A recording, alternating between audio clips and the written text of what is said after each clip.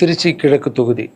So நிறைய பேர் இடத்துல பார்த்தீங்கன்னா திருச்சி தொகுதியில் லாரன்ஸ் மாஸ்டர் நிற்கிறாரு. நிறைய பேர் அண்ணா நீங்கள் வாங்கண்ணா, நீங்கள் வந்தால் நாங்கள் ஓட் போடுறோண்ணா, வெல்கம்ண்ணா இதெல்லாம் சொல்கிறீங்க. நான் ஷூட்டிங் போகிற இடத்துல நான் ஏதாவது ஆஃபீஸ் போனால் கூட வாங்க எம்எல்ஏ சார் திருச்சி தொகுதியில் நிற்கிறீங்களா, எல்லாரும் சந்தோஷமாக கூப்பிட்டீங்க, அன்பாக கூப்பிட்டீங்க. உங்கள் அன்புக்கு எல்லாருக்கும் நன்றி.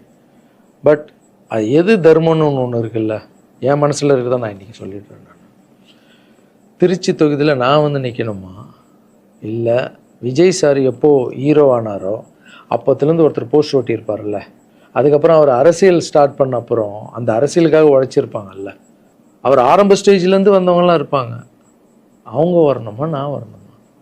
விஜய் சார் வீட்டில் இன்னும் எத்தனை பேர் திருச்சிக்காக வெயிட் பண்ணிகிட்டு இருக்காங்களோ நம்மளுக்கு என்ன தெரியும்? அது விஜய் சார் டிசைட் பண்ணணும். விஜய் சார் யார் நிற்க வைக்கிறாங்களோ யார் வேணாலும் ஜெயிப்பாங்க. ஏன்னா விஜய் சார் முகத்துக்கு தானே ஓட்டு விடுது.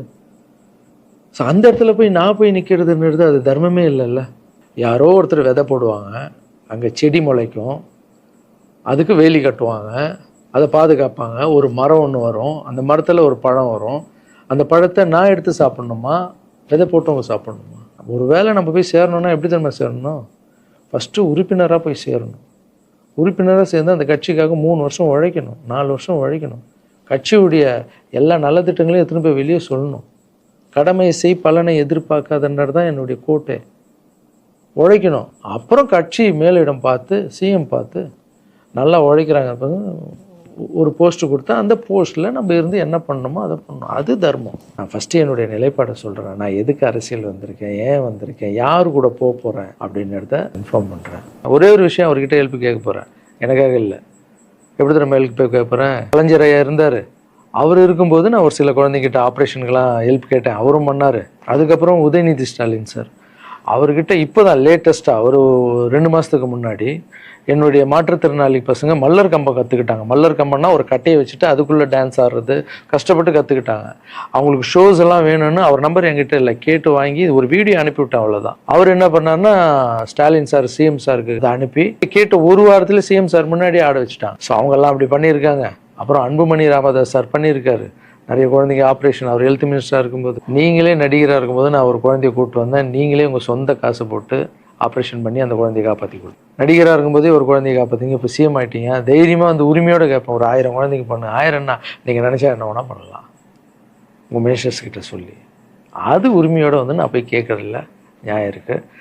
அது சிஎம் பண்ணும்போது அதை வெளியே வந்து சிஎம் எனக்காக என் நண்பர் வந்து இத்தனை ஆப்ரேஷன் பண்ணார், இத்தனை குழந்தைங்க இந்த ஹெல்ப் பண்ணாருன்னு அப்போ பெருமையாக சொல்லிக்கலாம். நம்ம அதுக்குன்னு ஃபீல் பண்ணுறாதீங்க, அண்ணன் அரசியலுக்கு வரமாட்டார் போல். திருச்சி கிழக்கில் தான் நிற்கலன்னு சொன்னேன், அதுதான் தர்மம் இல்லைன்னு சொன்னேன், வேற எங்கேயும் நிற்கலன்னு சொல்லல. நிற்போம் பொறுமையாக, அடி மேலே அடி எடுத்து வச்சு அவசரப்பட்டு என்ன இது சீக்கிரம் வாங்கலாம் அப்படின்னு சொல்கிறேன். என்ன காய்கறி கடையாக போய் வாங்குறதுக்கு?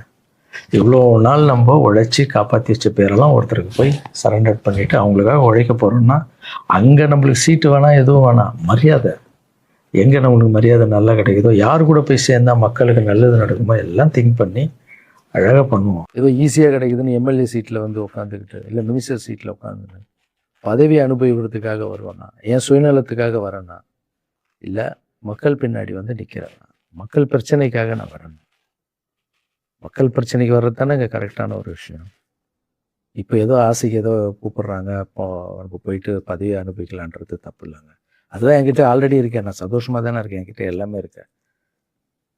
மக்கள் பிரச்சனைக்காக நம்ம வந்து எங்கே போகணும், யார் கூட போகணும், எப்படியாப்பட்ட அரசியலை கையில் எடுத்தால் மக்களுக்கு நல்லது நடக்கும்ன்றத நல்லா திங்க் பண்ணி பொறுமையாக நானே உங்களுக்கு இன்ஃபார்ம் பண்ணுறேன்.